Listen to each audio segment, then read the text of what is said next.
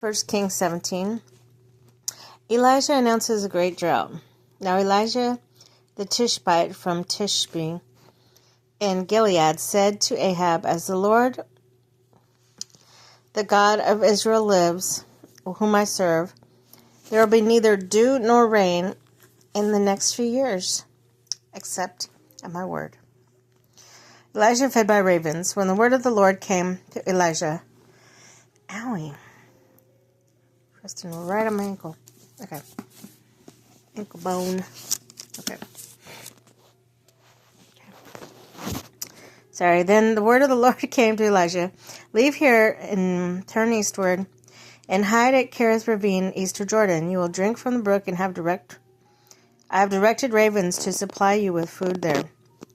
So he did what the Lord had told him. He went to Kerith, the ravine, east of the Jordan, and stayed there. The ravens brought him bread, meat, and in the morning, and bread and meat in the evening, and he drank the brook. Elijah the widow at Zarephath. Sometime later, the brook dried up because there had been no rain in the land. When the word of the Lord came upon him, "Go at once to Zarephath, the region of Sidon. Stay there. I have directed widows there to supply you with food." So he went to Zarephath. When he came to the town gate, a widow was there gathering sticks, and he called to her and asked, "Would you bring a little water in a jar that I may have a drink?" She was going to get it. He called, "And bring me, please, a piece of bread." "As surely as the Lord your God lives," she replied, "I don't have any bread. Only a handful of flour in a jar, and a little olive oil in a jug. I'm gathering in a few sticks to take home and make a meal for myself and my son, that we may eat and die." Elijah said to her, "Don't be afraid. Go home and do as you have said. But first make a small loaf of bread for me from what you have and bring it to me. And then make you something for you and your son. For this is what the Lord, the God of Israel, says. The jar of flour will not be used up, and the jug of oil will not run dry, until the day the Lord sends rain on the land."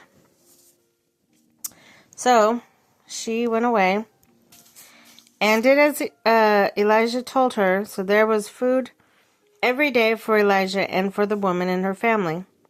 For the jar of flour was not used up, and the jug of oil did not run dry. Owie. And keeping with the word of the Lord spoken by Elijah. Sometime later, the son of the woman who owned the house became ill. He grew worse and finally stopped breathing. She said to Elijah, "What do you have against me, man of God? Did you come to remind me of my sin and kill my son?" "Give me your son," Elijah replied. He took him from her arms, carried him up to the upper room where he was staying, and laid him on his bed. Then he cried out to the Lord, "Lord my God, have you brought tragedy even on this widow I am staying with, by causing her son to die?" When he stretched himself out on the boy 3 times and cried out to the Lord, "Lord my God, let this boy's life return to him."